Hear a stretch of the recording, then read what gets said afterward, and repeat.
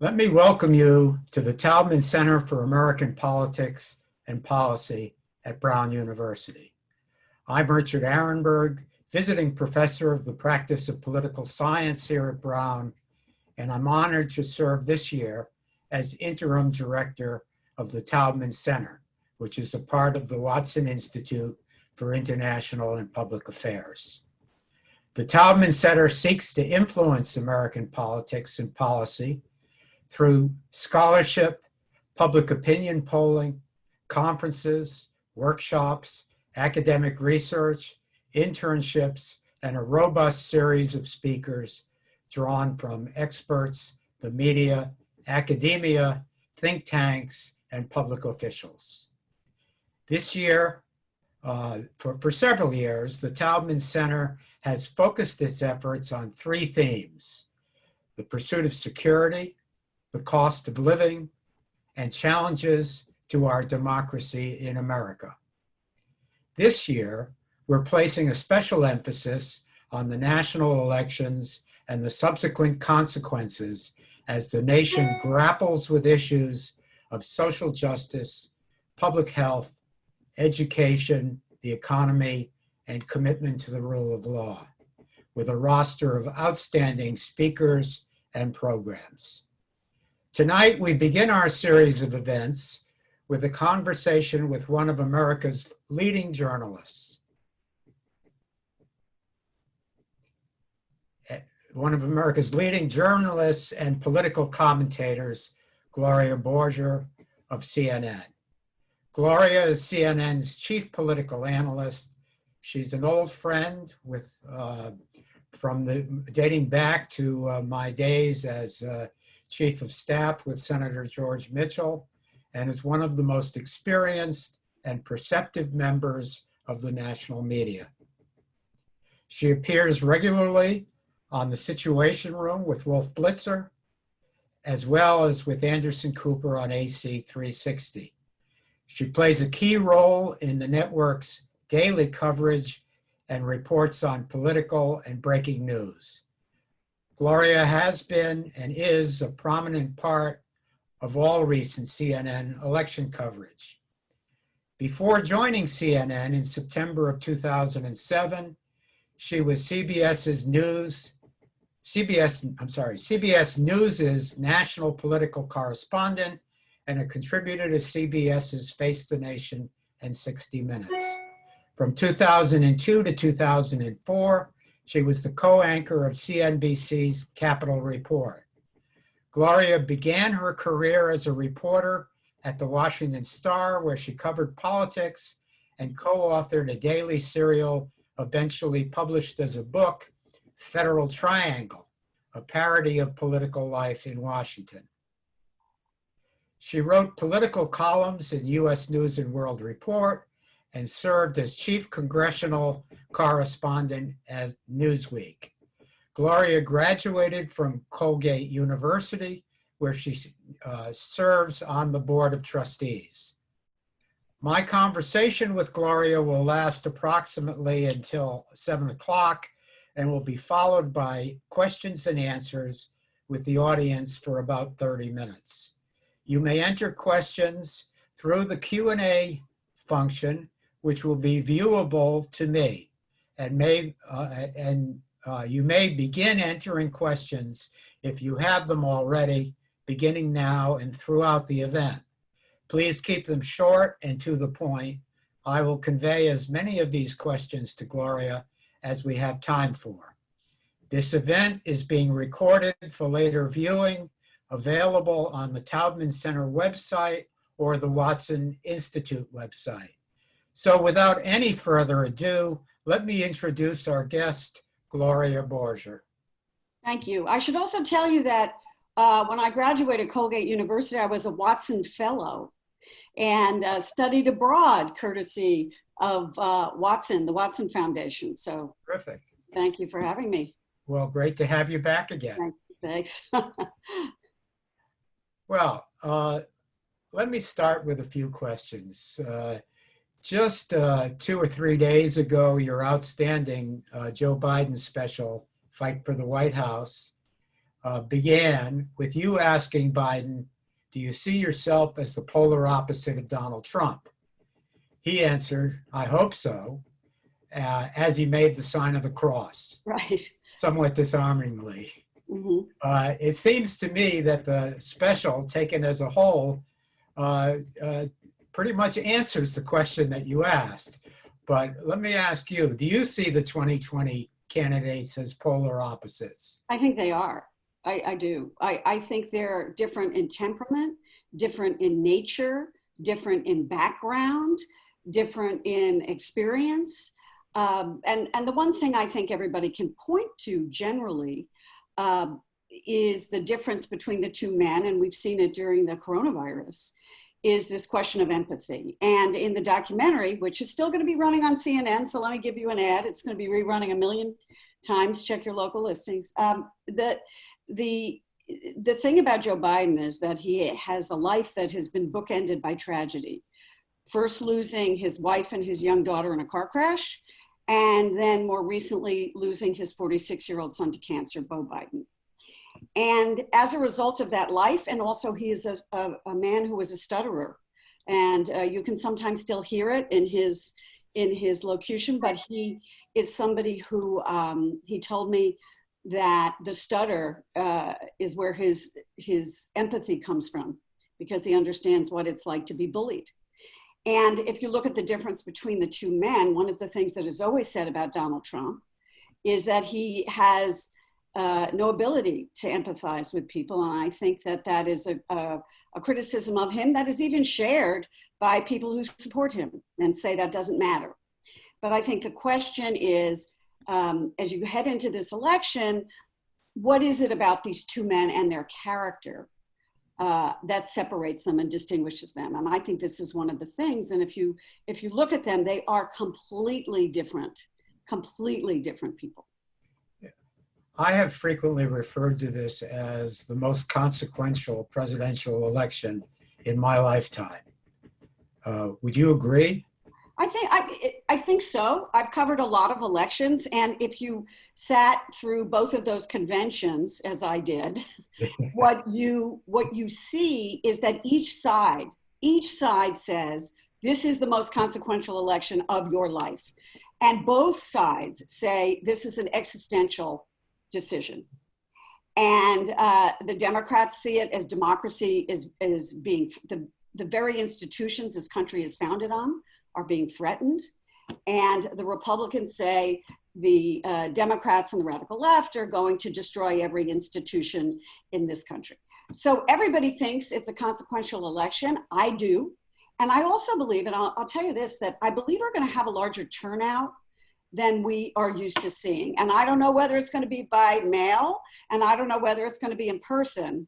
And we are preparing for a long election night that may go days and days and days, and we can talk about that. But I believe, and to this audience, the question is whether young voters will turn out. Exactly. They always say they're going to turn out, and somehow that never really happens. So the question is whether young voters are going to turn out this time. Joe Biden isn't exactly inspirational to younger voters. He's had a problem with that. And whether minority voters are going to turn out and how they're going to split. So I do believe it's consequential. I do believe the country will participate in ways that we have not seen before. Going back to the special for just a minute, Sure. I thought two of the most surprising and effective moments in the special were when Joe Biden broke down in an emotional moment when he described his relationship with his sister Val. Yeah. And later, when also surprising, when Anita Hill indicated that she would vote for Biden, and when you asked her, she indicated that she would work for him. Mm-hmm. Did either or both of these surprise you as well? Well, let me take Anita Hill first, because, and this is kind of a journalism thing, which is that I knew that I wanted to get Anita Hill to come on the documentary, and she turned me down. And then we started speaking over the summer, and I had sent her a long email and said, look, you know, if you change your mind, I'd like to hear from you, but I'm going to keep bugging you, as I do as a reporter. So I did keep bugging her. And we had a lot of long conversations because she wasn't really eager to, she's not a political person. And she finally, I think, came to a decision that elections are about binary choices. And that she felt that while she was not, she wasn't eager to get out there, she felt she had something to say.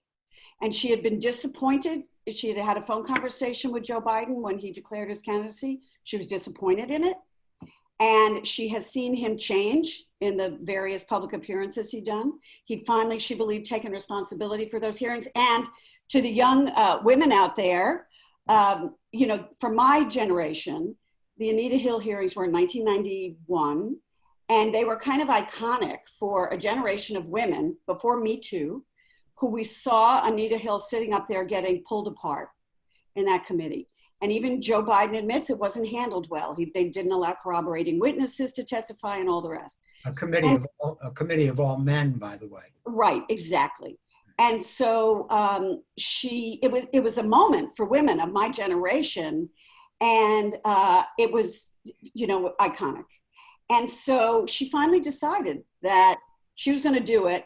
And I knew what she was going to say before the interview because we had talked about it. So what surprised me was when I just came out and said, will you be willing to work with him?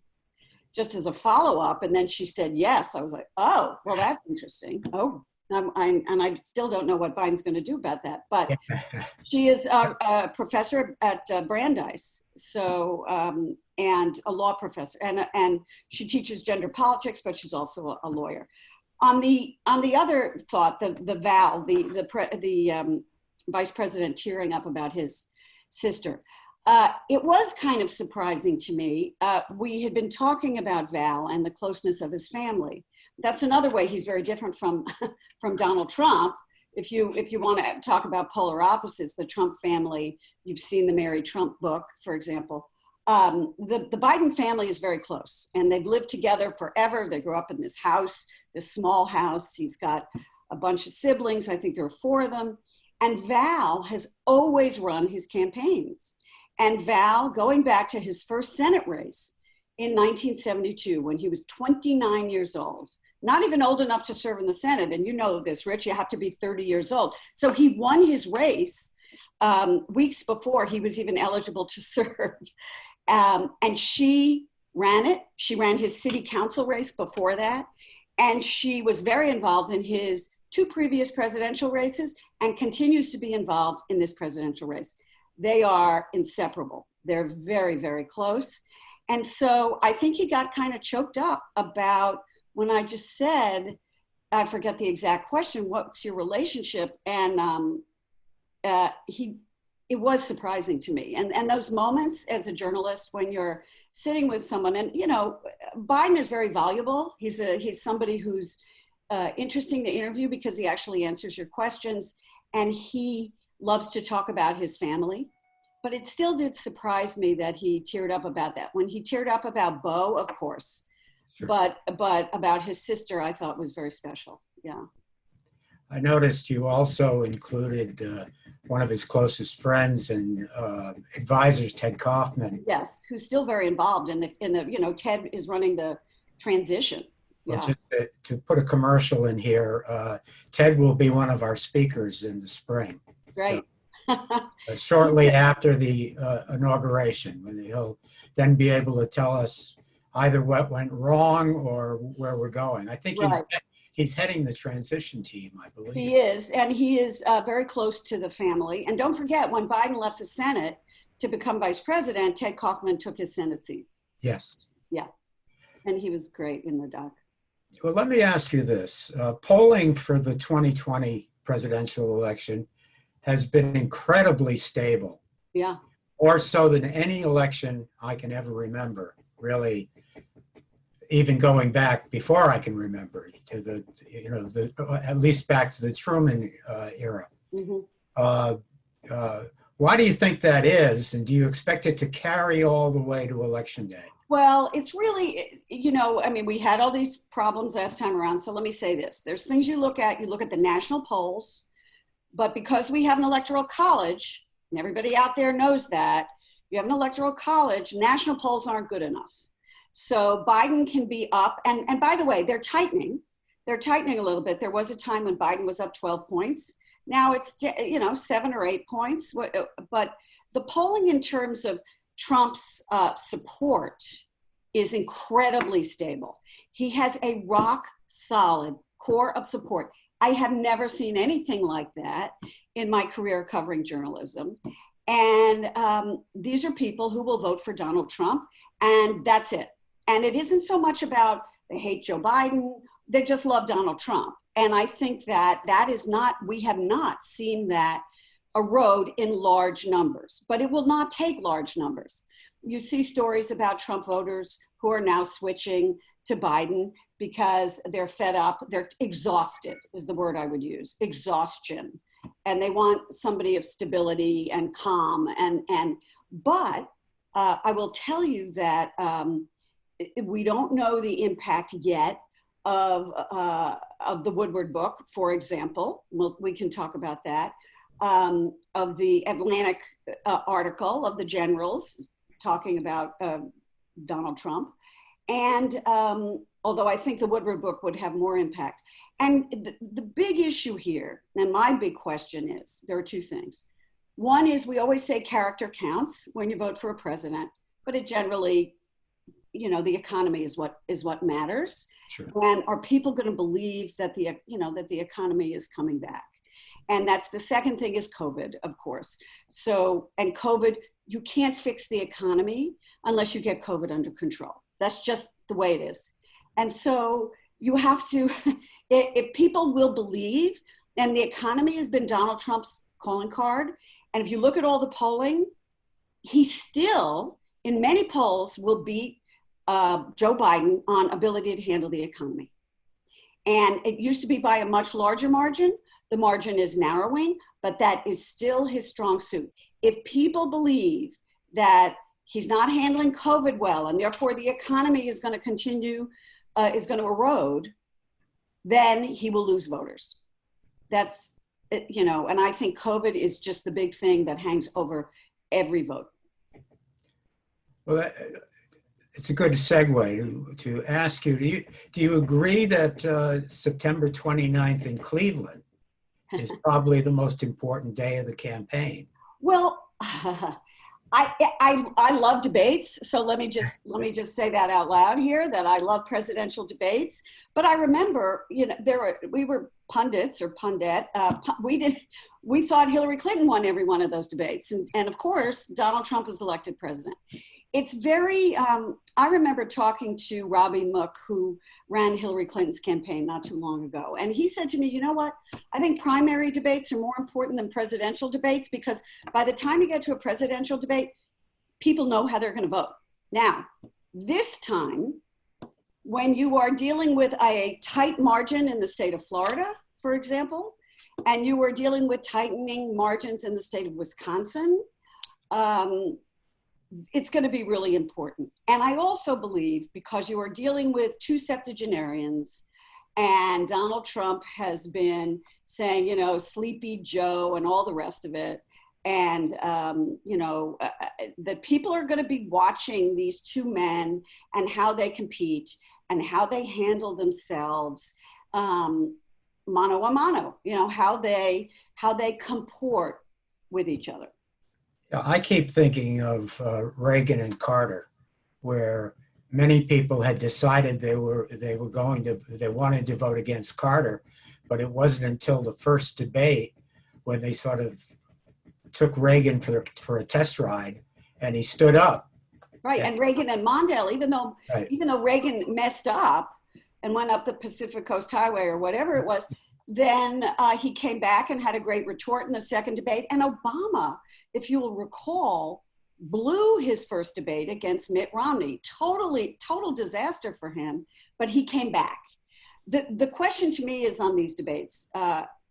We know that Donald Trump did not really prepare for his debates, because he is a great believer in his own ability to be a showman and to just, he may be accurate about that, right? He won the election.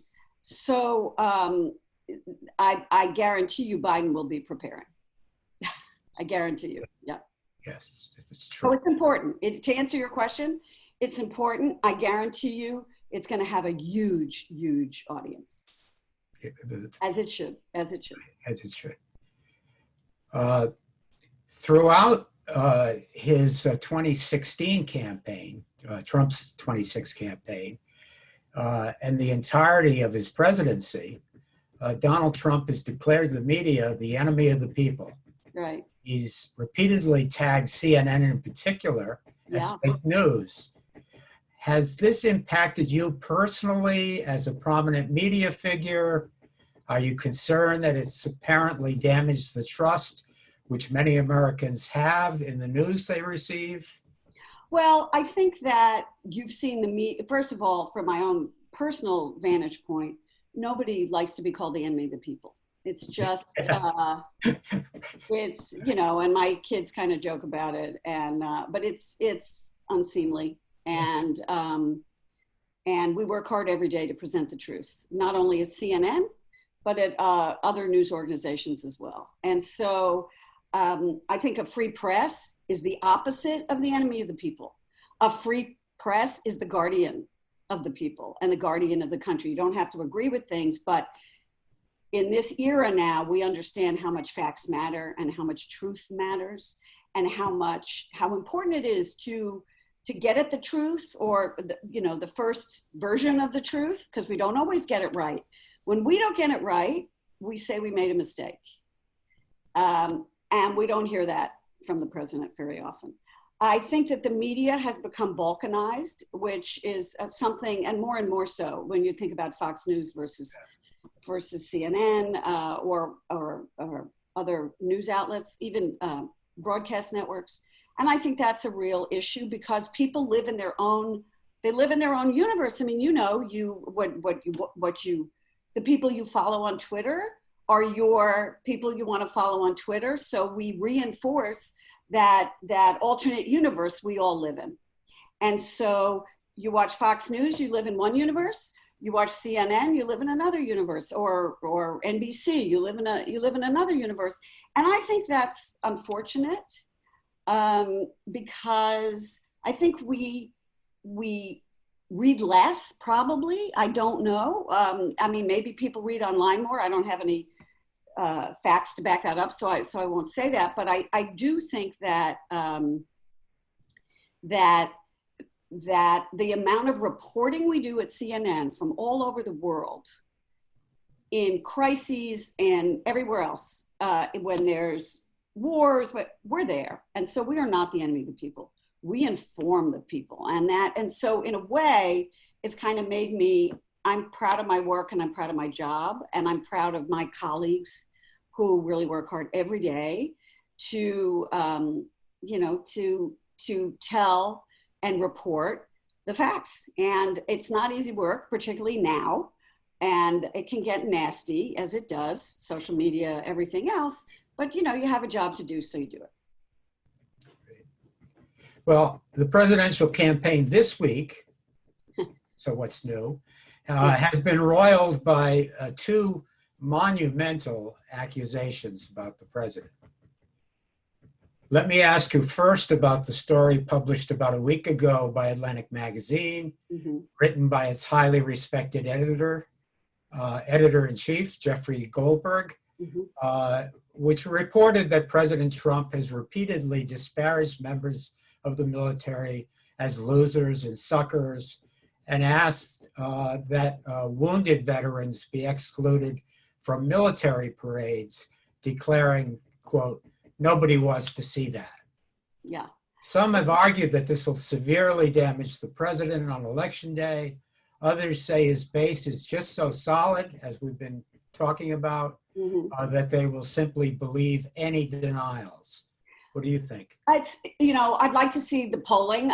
There's not a lot of polling that's been done on military families, that's that dependable. But I think about 10 to 12% of the electorate may be military families and veterans. But don't hold me to that number. I think that there's a part of me that thinks this is baked, that these are anonymous sources. And they're anonymous for a reason, because they're just as we were talking about with being called the enemy of the people, these are people who may not want to be out there and getting tweeted at by the president of the United States, having their life threatened or whatever, whatever it is. They may not want to get involved because they're military. They don't want to get involved in politics. And I think that is a concern. However, I personally would like to see somebody go public with this. Now, the Woodward book does mention some quotes from people. For example, tells a story about former Defense Secretary Mattis sometimes sleeping in his clothing because he was worried that there'd be some disaster in the middle of the night that he had to deal with. So I don't know, and the president has already disparaged General Kelly publicly. And General Kelly, of course, is a Gold Star parent whose son died in combat, and maybe that's a reason, if he is one of the sources, that he wouldn't want to come out and bring that up all over again. So I think that the question of how this affects voting is very hard, because some of this is baked. And again, you have this rock solid support of the president. And when he says, I never said that stuff, they say, okay, you did not. And no matter how many sources there are, and by the way, it wasn't just the Atlantic. I will tell you that the Associated Press and CNN confirmed some of it, not all of it, but I think the Associated Press also, and there were other news outlets that confirmed this. So I don't know how much this would affect votes except on the margins. And these may be people, you think, how many undecided voters are there out there, right? And there may be people who are on the, they don't like Biden, they don't like the liberal Democrats, the so-called liberal Democrats, and they believe that he's a Trojan horse for the radical left, but they don't like Trump, okay? So where do they go? And for those people, that may be dispositive, but I believe actually that COVID is more so. And you're gonna get to the Woodward thing, which is why, I think that affects everybody. Well, as you say, the second set of accusations comes out of Bob Woodward's forthcoming book titled Rage. In that book, Woodward describes Trump in the first week of February, telling the author in an interview, which he taped, that the COVID-19 virus is, quote, deadly stuff. He later admitted to Woodward that he, quote, wanted to play it down, close quote. Again, this seems like a revelation which would blow any other president out of the water. Right. Yet I have to ask, what do you think? How damaging is this? Well, see, I think the COVID thing is different. And the reason is that COVID affects everybody. It affects everybody at this college. It affects everybody. It affects me, my family, your parents, your grandchildren, your children, everybody.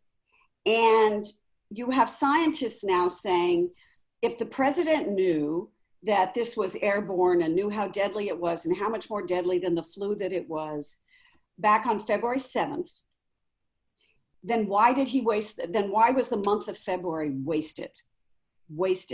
And then if you put the president's statements next to what he was saying publicly, which is what we've been doing on CNN at the time, and what he was saying was, thousand people die of the flu, and we've got this under control.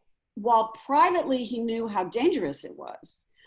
If he had started a shutdown earlier, if he had told people they needed to mask, these are the obvious things, then lives could have been saved. And so I think the question that people ask is, why did he do that? And his answer today, let me just play this out a little bit for you. So the president had a press conference today, which I was covering. And in it, he said, and he tweeted about this also earlier in the day, first of all, he doesn't want to panic people. Now we know in history, you can talk to the American people about what they're facing, right? But you don't have to panic them. I didn't want to panic people. Leadership is about, keeping people safe, and I don't want to go out there screaming about death. That's what he was saying. And then he blamed it on Bob Woodward and said, well, if Bob Woodward knew back then, why didn't he go out and talk about it? And of course, the answer is that Bob Woodward actually, when he did that first interview, had really no idea what the president was talking about, because he only realized it later in late spring when he was finishing up the reporting for his book, what was going on. And by the way, Bob Woodward is not president of the United States. Yeah. So the question is, and you know, I think journalists and everybody can debate the Woodward question, and I'm sure I'm looking forward to seeing him on 60 Minutes on Sunday. But the president, and this is a president, by the way, who says, I don't want to panic the country, and except he's running a campaign that is about fear. He's running a campaign that says your suburbs are going to be destroyed, your cities are burning. If the Democrats get elected, China's going to own the country. You know, so there is a bit of that hypocrisy. Yeah. Well, let me go at this from a slightly different angle. Quite aside from the Woodward book, as you've said, it seems as though the pandemic is front and center for this election. Yeah. With about 190,000 people dead from the virus. The accusation is made upon months of observing the president's failure to adequately champion the near universal public health science-based advice, and he has simply failed to lead the nation in a time of profound need. Now, my question is, if he's reelected, does he get a clean slate? Is there any reason to believe that a reelected Donald Trump will lead on the response to the virus? Well, I think to sort of paraphrase what Donald Trump likes to say, he is who he is. And I don't think that you're going to see a different Donald Trump. When we covered the 2016 election, everybody was very fond of saying that Donald Trump was going to pivot. That was the favorite word. He was going to pivot, and he was going to become more presidential. And we haven't seen that pivot. And Donald Trump is who he is, and he's going to lead the way he has led. And I think the virus doesn't really care about elections. The virus is the virus. And the science is the science. Now, he said today in his press conference, I'm not going to shut this country down. And I hope that it never has to come to that. But you hear the scientists like Tony Fauci saying, we got to get ready this fall. And everybody listen to this, get your flu shot, because we're going to have a double whammy. We're going to have the flu and COVID. And we have to be able to tell the difference. And so I think that if anybody thinks Donald Trump is going to lead any differently in a second term than he led in a first term on COVID, I don't think so. In a second term, however, would he lead differently? Would he be even more bold? Would he try to, assert his executive authority more? Absolutely. I think absolutely. And so and let me just say one other thing. When reporters have asked Donald Trump, what do you want to do in your second term? They haven't exactly gotten clear answers. This is what I want to do. We're still waiting. He was supposed to come out with a healthcare plan. I believe it was in August sometime. And of course, we're still waiting for that. Let me ask you about election night. Yeah. As you've already mentioned, that election night may turn out to be election week. Yeah. It's pretty clear we're going to have more mail-in ballots nationally than ever before, and there's quite a lot of variation from state to state. Yes. In terms of how quickly they can handle that, and when they start counting, and how long they wait for ballots to come in, and so forth. So it's going to be a more drawn-out affair than it has been in a lot of other years. Now, there are some Democratic analysts who have been pointing to what they call red shadow. Or red mirage, yeah, the red mirage, yes, thank you. Which is the idea that we know that in-person voting on election day may very well favor Donald Trump. Because the polling all shows that in much larger numbers, Democrats intend to rely on mail-in voting. And so we could have a situation where, as we get into the later hours of election night, it looks like Donald Trump has a considerable lead. And then over the course of day after day, that begins to melt away. Right. And of course, we know how Donald Trump will react to that. Right. And I think, this is something we, at CNN are taking this sort of voting security and voting very seriously, and have a team of terrific journalists who are dedicated to nothing else than monitoring this vote and understanding how it's going to work. The thing that could sort of make it a quicker thing, a more routine election, figuring out election night, is if, for example, Florida, which, as you know, is always a tight race, and right, in 2000 that was a very difficult thing.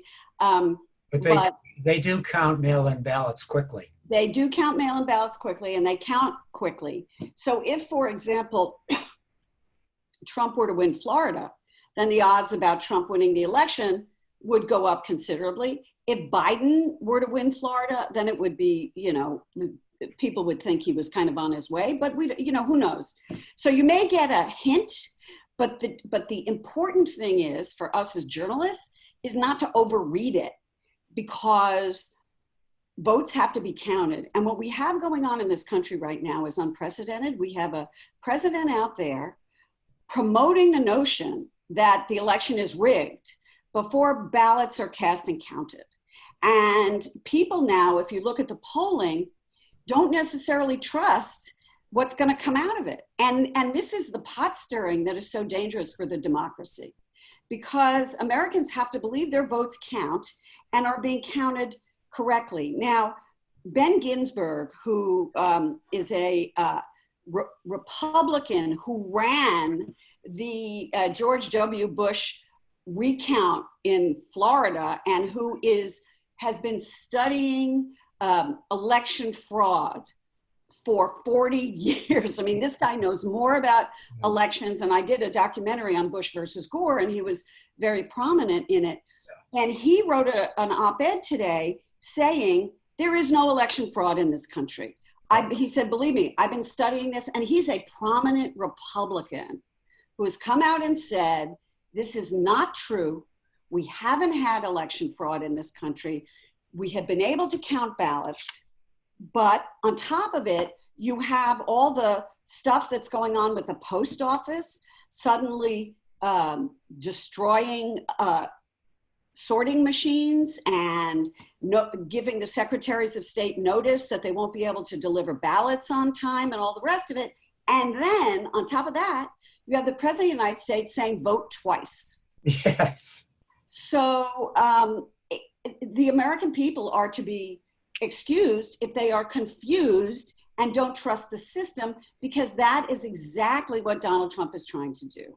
And in 2016, in the run-up to the election, he set things up much the same sort of way. Absolutely, absolutely. And then after he won, he still claimed the election was fixed. Well, what he did was, because he lost the popular vote, don't forget, he lost the popular vote by 3 million. And so he set up an election commission, which disbanded, by the way, without any conclusions, because they couldn't really find fraud.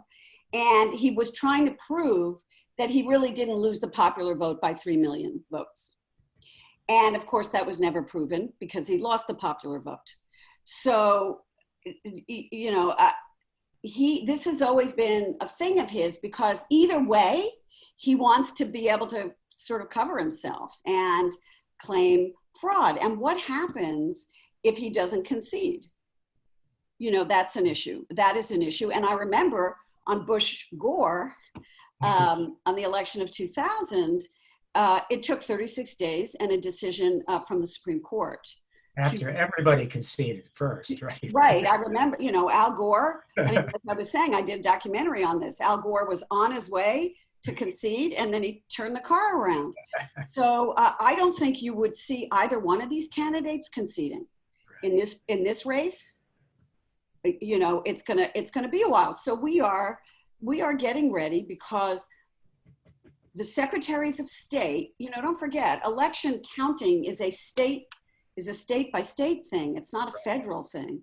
So, the secretaries of state are on high alert. Let me just put it that way. On both sides. On both sides. On both sides. Yeah. I mean, the president the other day said he wanted ballot watchers down at polling areas. Does that mean people would be intimidated, or we just don't know. And I think that it's just sad, because casting your vote is such the most important thing you do as an American citizen. Yeah. And you want to make sure that it counts one way or another. To draw this out even further, some credible people have suggested that if the president is defeated, that he'll refuse to leave office. Well, Michael Cohen said that the other day, right? Right. Yeah. Well, I didn't put him on the credible list. Right. Okay. I think that I don't know how. I honestly have no idea. But I do believe that neither one of these candidates, Biden or Trump, would concede until they knew what the picture was. But if you look state by state and you look at the battleground states, and you have to really focus on those states and how they're being counted, because again, we're not looking at the popular vote here. So you're not looking at California. You're looking at Arizona. You're looking at Wisconsin, Michigan, Pennsylvania, Ohio. So you have to pay attention to how those states are counted. Let me shift gears a little bit and say that I know from experience that many Brown students interested in national public affairs and public policy, interested in careers in government, politics, and in journalism. And I know they would like to hear how you got to where you are now, and what first steps you would advise for a college graduate starting out looking for that first rung on the journalism ladder. Right. Well, I'm ancient, so I didn't start online, and I started out. I was the editor of my college newspaper at Colgate University, and I was the editor of my high school newspaper. I was one of those lucky people who knew that I was nosy. I liked to write. I liked to ask questions. And so I kind of always knew that I wanted to be a reporter. And so I went from Colgate University, and I had gotten into journalism school, but I had worked summers at the Washington Star. And I didn't go to journalism school because I got a job, and I got it. And so I was going to go to Columbia, and I got a job at the Washington Star, where I had worked summers as an intern. And I would advise anybody to do that, to get your sort of just feel what it's like. And I worked at the Washington Star, and then I went to Newsweek, and Washington Star, Newsweek, US News, worked in magazines, and did TV a little bit on the side. And I still write a column occasionally for CNN. And now that the documentary is done, I'm going to start writing more again, because I love to write. And so my advice to people always is read everything you can, be involved, understand the complicated world in which we live, and try not to be intimidated by it, because it's really intimidating. Because now, people can tweet garbage about, everybody here knows what that's like, the world of life on Twitter and online and everything else. And it can inhibit people from really putting their work out there, because that's intimidating, particularly for women in the past, at least of my generation. And so, my feeling is that it's a great profession. It's sort of amazing, because I've been able to do print and television, and the impact of CNN is so huge because we're seen internationally. But we have a huge online presence, and there are so many more outlets now for young people. There wasn't the online presence when I was growing up in journalism. And now you have so many more places that can that can really use your work and use your reporting. But my advice always is, nobody wants to hear your opinion unless it's, for me at least, unless you have reported it or you know what you're talking about. If you're a White House advisor, you can give your opinion. If you're Gloria Borger, you have to report, and you have to know what your sources are telling you and get firsthand information, and look at Bob Woodward's book that will be coming out and see how a real reporter does it. I mean, he's a master journalist, but the work is what matters. And because whenever you do a story, it's like peeling an onion, and you have to keep peeling the onion, because you go into it maybe with an idea, and then you peel the onion, and it's not the idea you went into it with. So that's what's so interesting about journalism. But don't shy away from it because it's so polarized, or, there's always value in truth and facts, always. I can remember years ago being on the receiving end of your onion peeling. Yep, I bet. So let me ask you along those same lines, to describe what's a day like in the life of a political analyst? Well, it's really, it's different because I do, I write, and I do long form pieces. I was part of our Russia reporting team on the Mueller investigation. And so, it's a lot of, let me talk about the Russia reporting, okay, for example. It's every day getting up, having your 9 o'clock phone call, and then talking to sources at home or on Signal or on, because, these were people risking their lives. I mean, their professional lives. Sure. Meeting with the Russia team at 10 o'clock. And then working until 10 o'clock at night. I mean, it's a lot of work, because particularly during that period when it was, we were all sort of involved in covering that story. But my days are not predictable. And the days, I have to say that in the Trump years, we have been on Mach speed because so much news comes out every single day, right, that you can't even remember on Friday what happened on Monday. I mean, it's just the way it's been. And I think Donald Trump is very good at that. And he's proven that it's a protective, armor. Right. Yeah. Diversion. Yes. Yeah. But also lots of news, like during the Russia years or now in the election or whatever. So every day, and it depends on what the day is. And so it's very unpredictable, I must say. But so you spend a good part of your day on the phone, talking to sources. So what you see on TV is not just mouthing off. It's saying, well, my source told me this, or my source told me that, or it's really not just, you can do that sometimes, sure, but for me, the analysis comes from the reporting. And it's unpredictable. I mean, today, who knew Donald Trump was going to have a press conference at 3 o'clock today? Not me, till he did. Yeah. Yes. So, as an old Senate rat, as we used to say, right. Let me ask you, most analysts believe that the Senate is in play in this election. Yeah. That the Democrats could achieve the majority control, particularly if Biden wins the presidential contest. Mm-hmm. So how do you assess the chances of Republicans holding their majority in the Senate? Well, I think Mitch McConnell is trying to do everything he can to hold the Senate, but the president keeps getting in the way of that. And so every time the president talks to Bob Woodward, for example, I think that becomes more and more of a problem, because what we saw today was quite interesting. I have a wonderful colleague who covers the Hill, Manu Raju, and Manu was going up to these Republicans who are in tight races, like Jody Ernst of Iowa, for example, John Cornyn in Texas.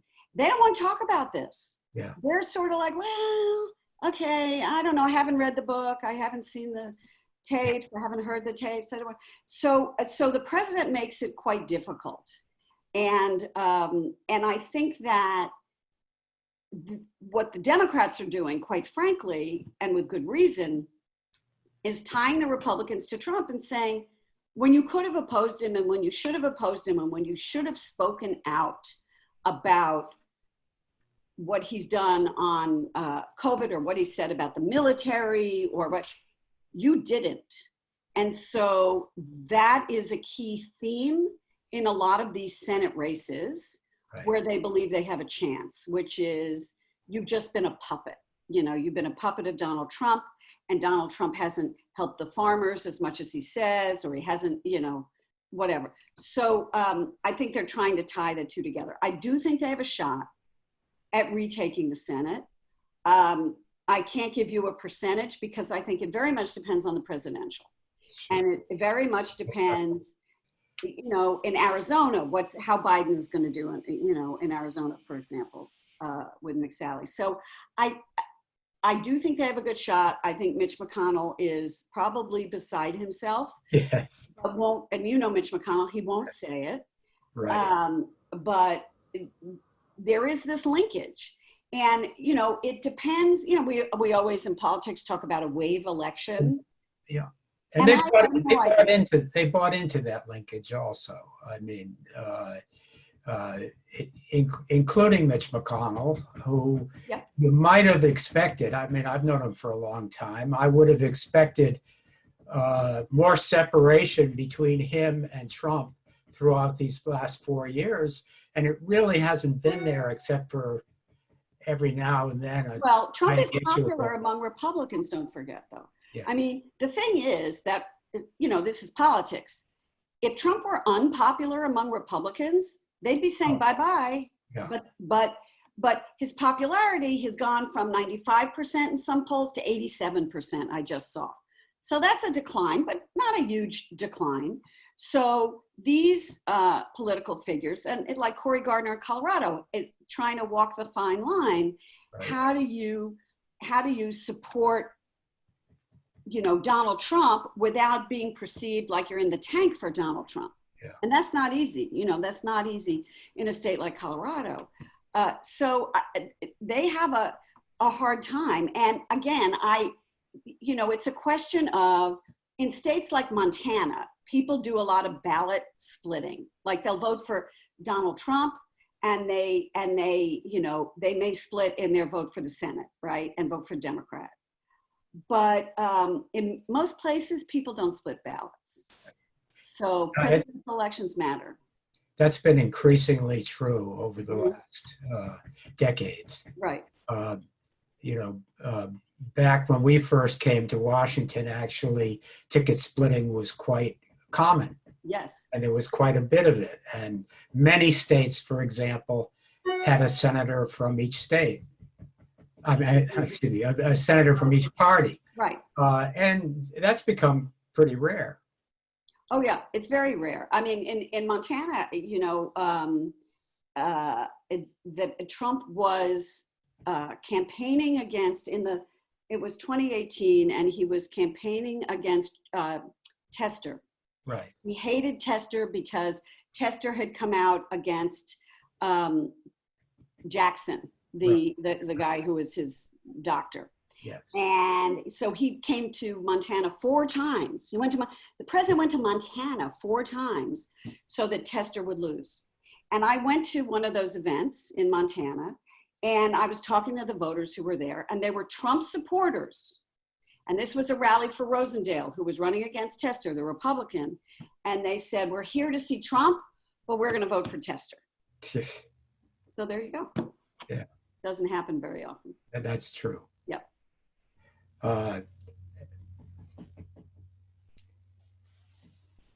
Let me, in a moment, I'll turn to the audience questions, but let me ask you one or two last questions. Just yesterday, the president added names of 3 U.S. senators to the Supreme Court shortlist. Right.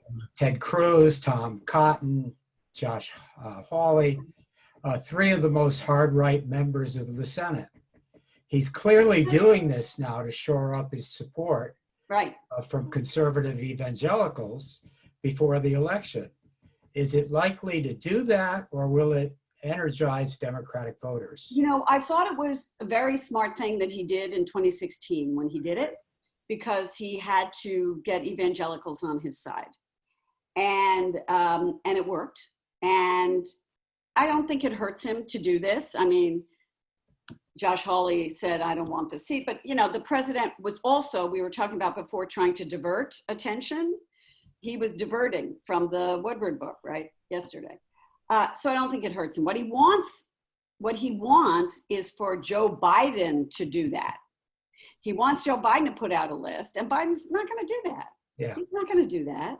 And what he wants is so people can say, aha, look at these people, you know, these liberals that that Biden wants to appoint. Ted Cruz, I believe, minutes after the announcement said it's time for Roe v. Wade to go.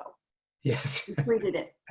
So, yeah, so there you are. So it just, you know, it was a political list, and he added a bunch of names to the list he had last time. And, you know, I expected him to do it. Yeah.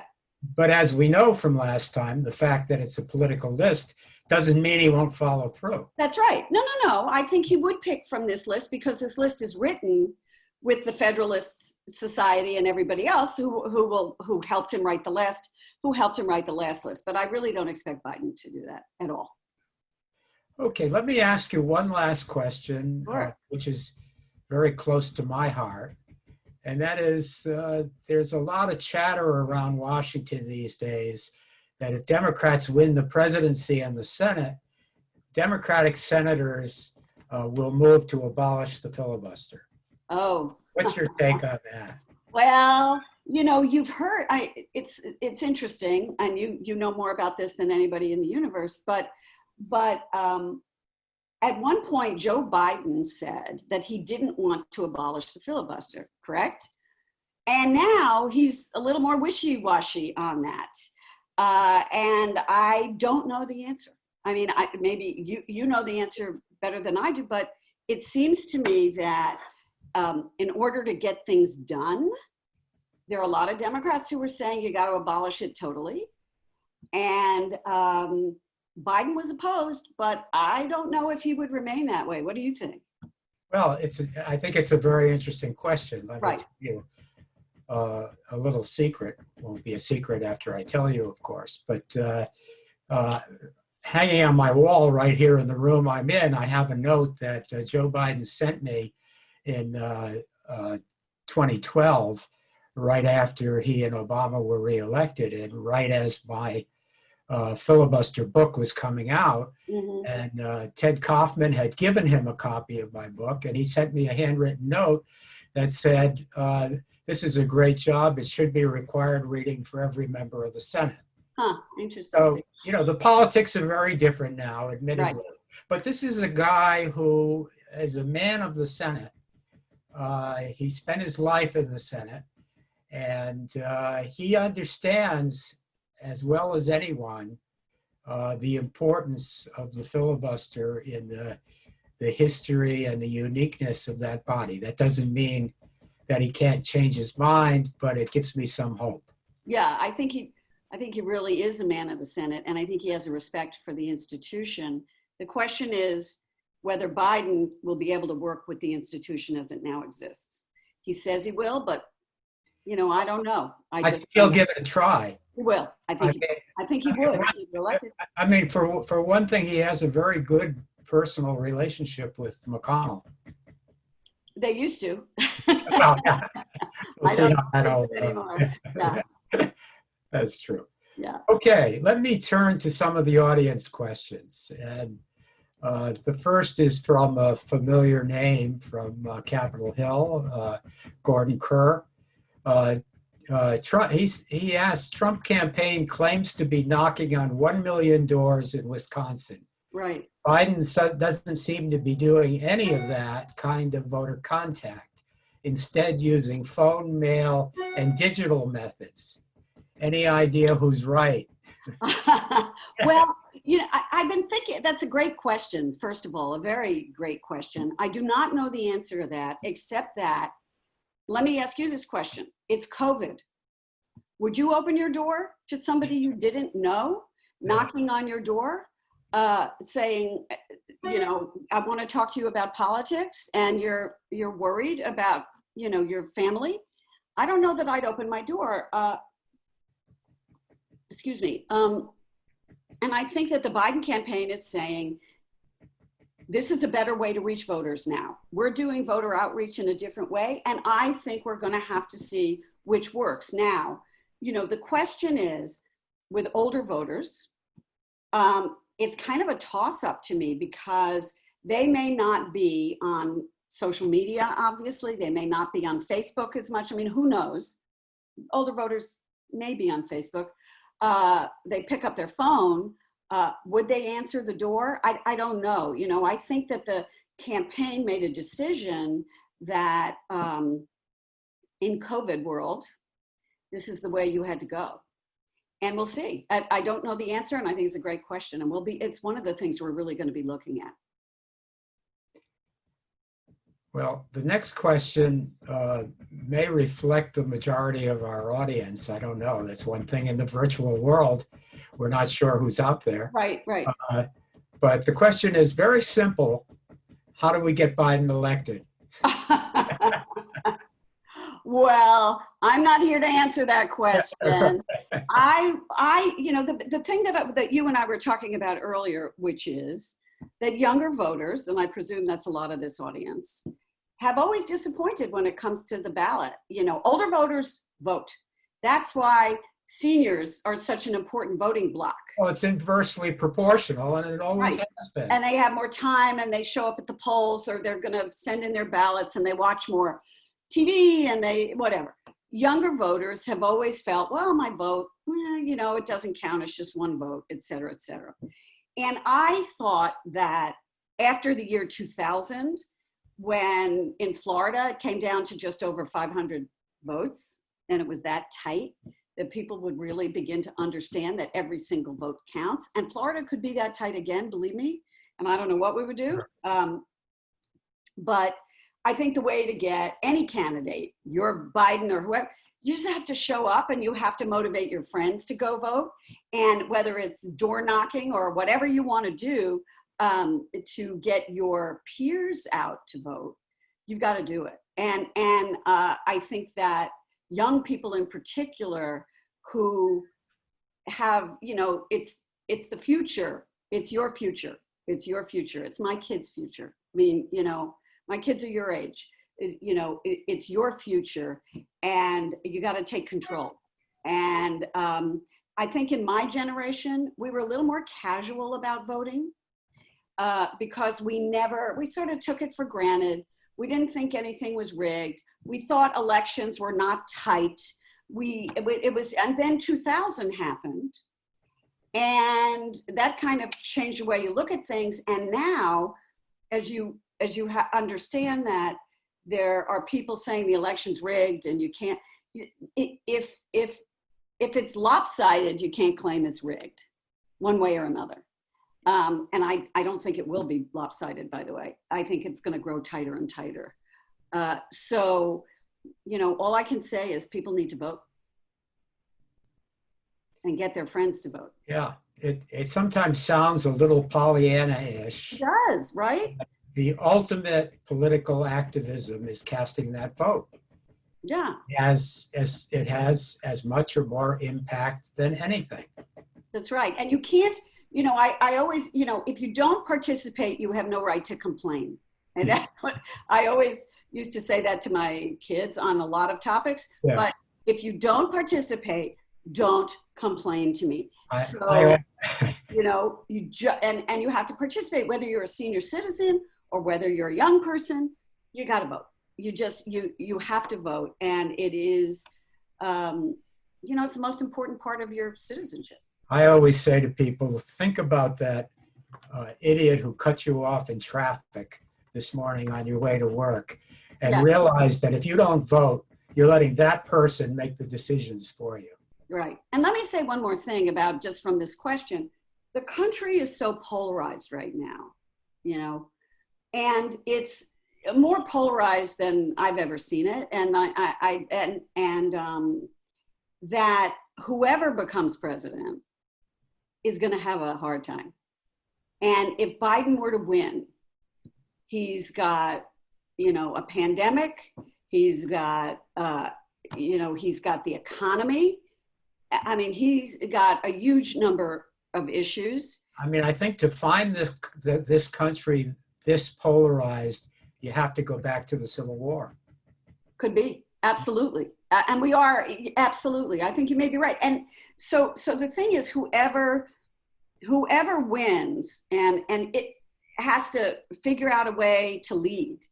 And, Biden, when I've talked to him, he always describes himself as a candidate of transition, because he understands he's 77 years old, he'll be 78 years old, he would be the oldest person ever to take the oath of office, and he was one of the youngest people ever elected to the Senate at the age of 29. Right. So that's quite a career. And he describes himself as a transitional candidate. So he knows that he's a bridge. And even if he's a bridge, if he wins, he'd have to do some extraordinary things because the country will demand it. And if Trump wins, how does he tamp down the enmity? I mean, how does he tamp down the polarization, or does he? Or does he at all?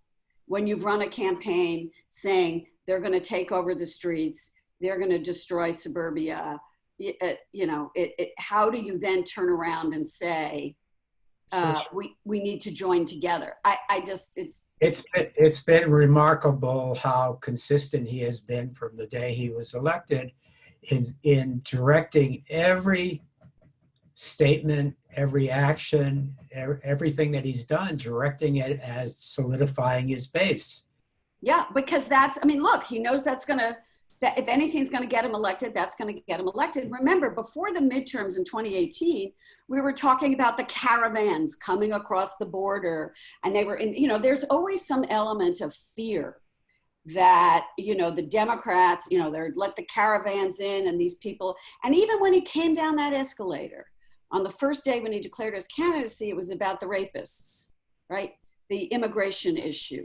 And they're criminals, they're rapists, whatever it is. So it's always, I think he believes fear is power. And in a way, it has always worked for him. Yes. It has always worked for him. And that's another way I think he and Biden are polar opposites, as we were talking about earlier. Yeah. Yeah. I mean, you would have thought, even after going through the 2016 campaign, even having an inkling of who Donald Trump really was, you would have thought that any president coming into office, having lost the popular vote by 3 million votes, that the very first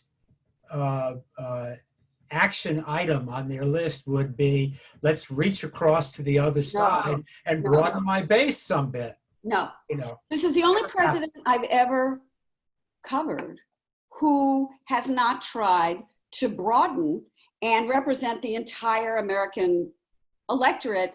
And one of the reasons is, I think, A, he didn't believe he lost the popular vote by 3 million. And B, he understands and that his base is his security. Now, if you listen to Michael Cohen and read his book, and again, there are credibility issues, but Michael Cohen said, really, this is not who he is, and these are not his people, but he understands these are the people that he needs politically. And so Biden and Trump could not be more different. I think Biden's approach would be more healing, but we'll see. Given President Trump's constant attacks and the proliferation of disinformation campaigns amid this election season, do you think the reputation and legitimacy of the media has been permanently tarnished? No, I don't think it's been permanently tarnished. I think that people retreat into their own ideological corners too much, and unfortunately, that is where we are. So, I mean, we had this. One of the reasons the Mueller report was not a surprise to a lot of people was that it had already been reported. Yeah. But Trump was calling it a hoax. So the journalism by a lot of supporters of Donald Trump was considered a hoax. I actually believe that some of the best journalism of my lifetime has been done during the Trump years, because reporters have really dug and people are willing to talk in a way, you know, and you have a book by Anonymous, for example, talking about what it's like inside the Trump White House. I do think, yes, that the media has to kind of right itself after this election. And I think we have to take stock. I think we all have to take stock, you know, and, but I think, you know, it's interesting for me because I'm old fashioned. I've never said that anything a president had said was a lie until this administration. And it was very hard for me. It wasn't easy. It was precisely what I was about to say. Yeah. Is that, you know, one of the things that we'll have to reorient from is, and I was going to use that example, that it used to be a shocking thing to see the word lie in print in the newspaper, right, accusing someone of making a false statement. You might say they made a false statement.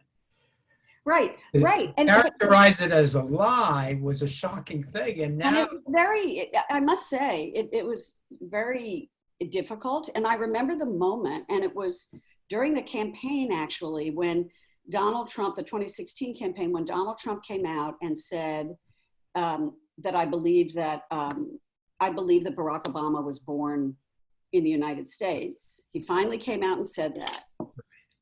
Because people told him he had to. And then he said, but you know, that was a rumor started by Hillary Clinton that Barack Obama wasn't. And I was on the air with my colleagues, John King, I believe, I think Jake Tapper. And I think it was Jake who must have said it first. I can't remember, it wasn't me. But it said, you know, it's just a lie. And then I said, you know, it's just a lie. And then I sort of caught my breath. But now I say it quite almost every day. When it is not the truth, and you know, when you have a tape of the president and he says he didn't say what he said. Well, what's the New York Times lie count at now? I don't know. Well, I think the Washington. I can't even. Post, we have a reporter. This is such a wonderful person named Daniel Dale, who is our on-staff fact checker. Right. Who literally fact checks in real time. Right. And he's unbelievable. And busiest job in Washington, right? A very busy job, but like, you know, Donald Trump was claiming that he did more for the veterans than John McCain, and then claimed that he had passed this act for the veterans that actually was a bill that John McCain had sponsored. So like, but he's out there in 2 minutes on Twitter saying, you know what? That's not true. That is not true. So it's almost become perfunctory now to fact check in real time. Sure. And I believe that's a service. I really believe it's a service. It's really hard to do, but I believe it's a service. And journalists doing it on both sides. I mean, Biden made a mistake today about how many people had died of COVID in the state of Michigan, or I forget what it was, but you know, he was fact checked on that right away too. You have to. Yeah, no, I think it's more than a service. I think it's a crucial element, right? Given the way our politics is played these days. And but to answer the question about the reputation of the media, I think, look, we all need to take stock, but I think a free press is a free press. And when you start calling the press the enemy of the people, they are not. The press is not the enemy of the people. How many things do you know about that you would not have known about? I keep thinking, as I look at the stuff in Woodward's book, how much stuff do I not know about? What do we not know? And that's our job. And sometimes it's unpleasant, and sometimes we get it wrong. But, you know, I would argue that informing the public is crucial to democracy. And again, we make mistakes, but we admit them and we take responsibility. Okay. America has long had the capacity to produce such characters in our society at large as Trump, but elevating them to national leadership is unusual. What is it about the American character today and is capable of electing such a person to the presidency. That's an interesting question. What's wrong with us? So there's No, a loaded question. I think that's a very interesting question. And look,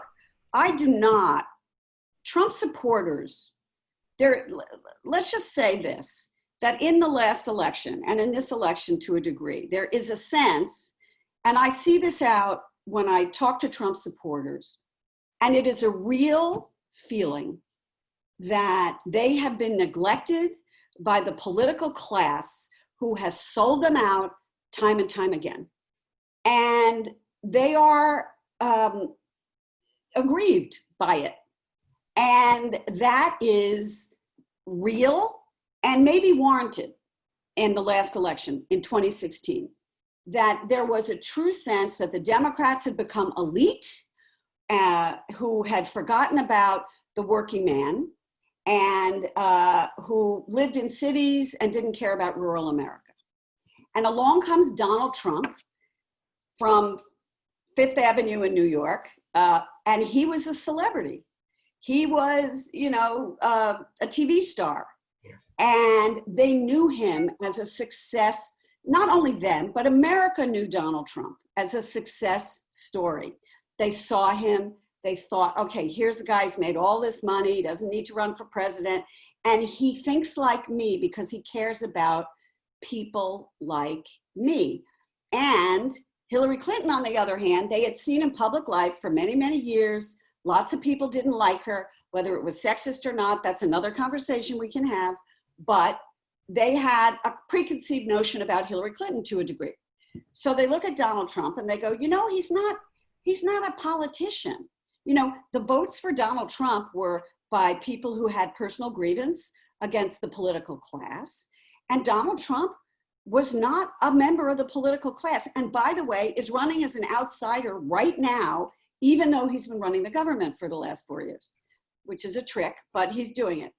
And so you look at this guy on the scene, nobody thought that he could be Jeb Bush or whoever else was there, Marco Rubio or Chris Christie or whoever else was his favorite. And he knocked him down one by one by being outrageous. And the more he did that, the more his support grew because he was different. He was, not your usual politicians. And by the way, the approval rating of members of Congress is like in the single digits. So he wasn't of Washington, and Hillary Clinton was of Washington. So I think that's what that was about. And they knew him. People thought, oh yeah, that guy on TV, I know him. He's, yes, right. He's smart and he's a success and he fires people and he gets things done. And he, and Trump was tireless and took on Hillary, who was a ripe target for him, one way or another. And then along came James Comey and the Hillary Clinton emails and whatever. And then it all kind of blew up. So I think the country was looking for something different. What's so interesting about this race now is that we always say that every presidential election is a reaction to the last one. Exactly. And the pendulum swings. And so you have a guy who, in Donald Trump was outside the norms and remains outside the norms and has, fought against every institution there is, tried to change every institution, including the Justice Department, including the Congress has tried, and so he's outside the norms. The question now is whether Joe Biden, who has spent 47 years in public life, who is a senator of decades, chairman of the Foreign Relations Committee, right? Chairman of the Judiciary Committee, former vice president of the United States, who has spent an entire life in Washington in public service, whether the pendulum would swing to a Joe Biden from a Donald Trump. That's full circle. That's, again, going to our polar opposite. Right. That is full circle. And whether the country would be willing to do that just because they're so exhausted by the last 4 years, I don't know the answer, but it is such a stark choice between these two men. And to talk about the debate, that's, I think, what you're going to see at the debate. Let's take one more. Okay. What about cybersecurity and Russian or foreign interference in our election? There is also a new term called deep fakes regarding social media. Mm-hmm. Are any of these things of concern to you? Yeah, they are. And I think they are of concern to the intelligence community. I mean, the intelligence community, although some of these reports have been kept from the Congress and the public, Yes. the intelligence community is very concerned about us. And the Biden campaign, there was just an attempted hack on the Biden campaign, which they say was not successful. But you remember WikiLeaks from the last campaign. Yes. So I think it is a great concern. And I think that the intelligence community is all over it, and Russia and China and Iran are all involved. And I think, and this is a whole other conversation because you folks all know about what's going on with Mark Zuckerberg and Facebook and how you can catch these things in real time. And that is very, very difficult. And, you know, it's not just the bots retweeting stuff, and it's much deeper than that. And I think that I'm worried that in October there could be some of this. I really am, and I think that you know, there was a story that I believe it was the Russians got into the technology in a couple of districts in Florida in the last election, and that is frightening. That is frightening. Yeah, I think that not enough attention has been paid to the job that the Senate Intelligence Committee did in its report. And they were really remarkable, bipartisan. They were very clear. It was bipartisan, and they were very clear about Russian interference. And don't forget the indictments that Bob Mueller made on the Russian front. I mean, what was it, 13 indictments on that, or more? So it is a problem. And, you know, then it gets thrown into the political sphere because, of course, the intelligence community is saying, well, the Russians want to help Donald Trump, and the Chinese would like to see Joe Biden win. So it's hard then, because the president wants to talk about the Chinese because they're going to interfere, and you heard the Attorney General talk about it. So even that gets in the political realm right now. Well, okay. Gloria, I want to thank you so much for spending all this time with us. I can see through my, if you remember, I think it was Romper Room when we were children, where they'd look out through the mirror at the audience and see what was going on. So I can look out and see the standing ovation. Thank you. At this moment. I want to thank the audience for joining us, and hope we'll see you again soon. Thanks, Rich. It was a pleasure to do it. Enjoy Brown. It's a wonderful place. Oh, great. Thank you. Bye-bye.